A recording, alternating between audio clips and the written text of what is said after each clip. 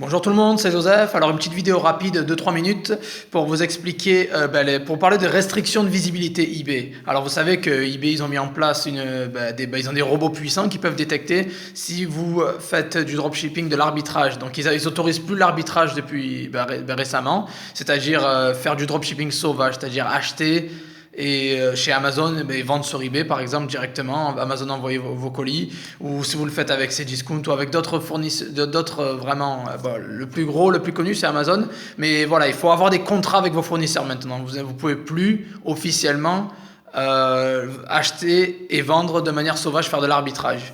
Donc après, vous pouvez toujours négocier des contrats avec certains fournisseurs. Par contre, vous pouvez toujours bien sûr le faire si vous voulez. Il y a plein de gens qui le font. Et le seul moyen qu'ils vous détectent, c'est grâce à leur robot. Et si vous leur donnez des indices comme quoi vous faites ce genre de choses ou vous ne respectez pas les politiques d'eBay. Alors vous pouvez continuer bien sûr à vendre sur eBay en achetant sur Amazon. Il y a énormément de gens qui le font. Ils se font pas mal d'argent avec.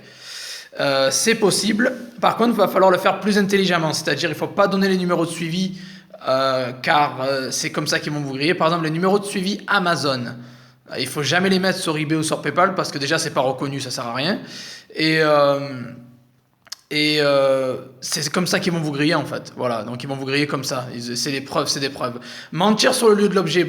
Je recommande des fois de mettre le lieu de l'objet dans le pays dans lequel vous vendez pour vous optimiser, pour avoir une optimisation au niveau de l'annonce, c'est-à-dire être plus haut dans les résultats de recherche. Vous pouvez le faire à condition que votre numéro de suivi vous trahit pas derrière. Si vous mettez lieu France, si vous mettez un numéro AliExpress avec écrit Chine dessus, vous allez vous faire griller. Évitez le copier-coller, bien évidemment, déjà c'est interdit et ça va vous griller. Donc, si le numéro de suivi qui vient de Chine est converti, il y a uniquement le lieu dessus écrit genre France ou Royaume-Uni ou quoi, c'est bon si ça se convertit complètement. Si c'est pas converti, je vous conseille vraiment de pas le mettre, quitte à prendre des risques, mais généralement les gens, on va dire, allez, à 90-95%, ils sont honnêtes, donc vous aurez pas vraiment de perte. Donc non, c'est pas forcément, sans mettre le numéro de suivi, vous n'allez pas forcément perdre de l'argent. C'est possible de continuer à vendre, de faire de l'argent, et il n'y a pas tout le monde qui va vous arnaquer, ouvrir un litige ou quoi, donc voilà. Mais le plus important, c'est déjà éviter de mentir à eBay, bien évidemment, parce que s'ils s'en rendent compte, ils peuvent vous restreindre. Le copier-coller à éviter, c'est interdit.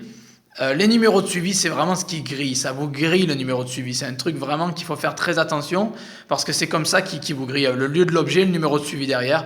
Car les robots vont enfin détecter qu'il ne vient pas de là où il devrait venir. L'objet. Il n'est pas envoyé de l'endroit où il devait être envoyé. Sachez qu'il y a des milliers, des millions de comptes eBay. Il n'y a pas de personnes derrière qui vont vous suivre, qui vont vous courser.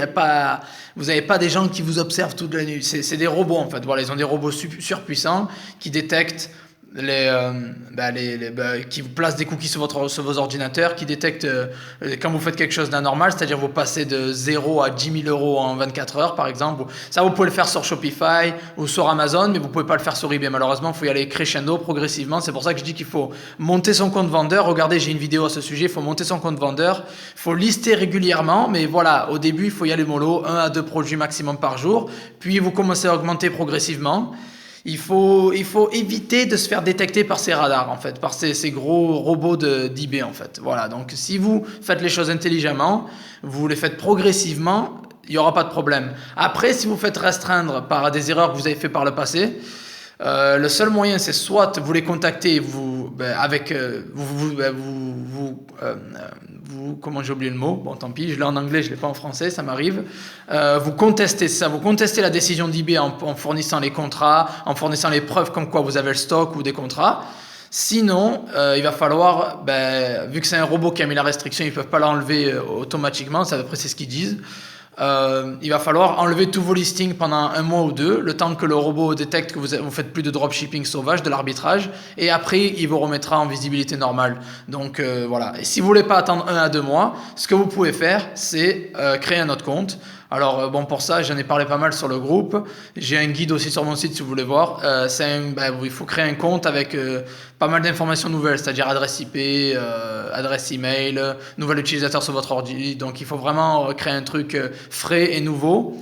Pas forcément changer d'identité parce que vous n'êtes pas banni, mais vraiment changer ce que les robots vont détecter, c'est-à-dire, comme je vous ai dit, l'adresse IP, cookies sur l'origine, l'utilisateur, etc.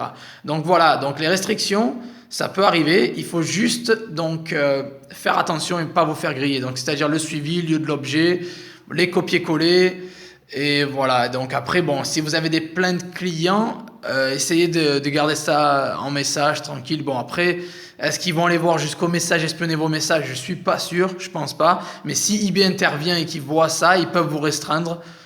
Si vous envoyez un numéro de suivi, par exemple Amazon à eBay, ben, ils ne peuvent vous restreindre à cause du litige ou quoi, par exemple.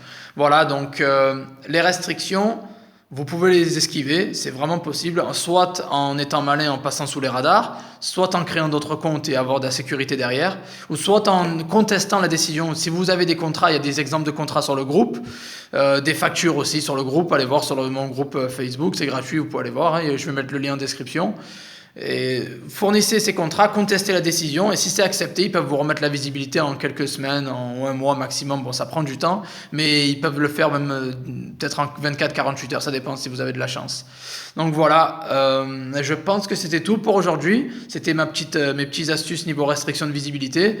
J'en parle beaucoup sur d'autres vidéos, sur mon groupe.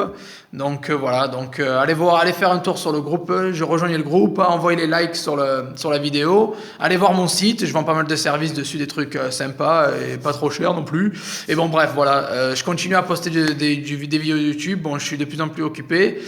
Là, je vais partir en vacances quelques jours. Je serai de retour après. Je vais partir à Lisbonne. Je serai de retour mercredi. Mais je serai toujours présent sur les réseaux sociaux. Donc, si vous avez des questions, écrivez-les. Je réponds à tout le monde. Si vous avez des suggestions, écrivez-les aussi. Ça ferait plaisir. Et merci à tous et bon week-end. Bye bye.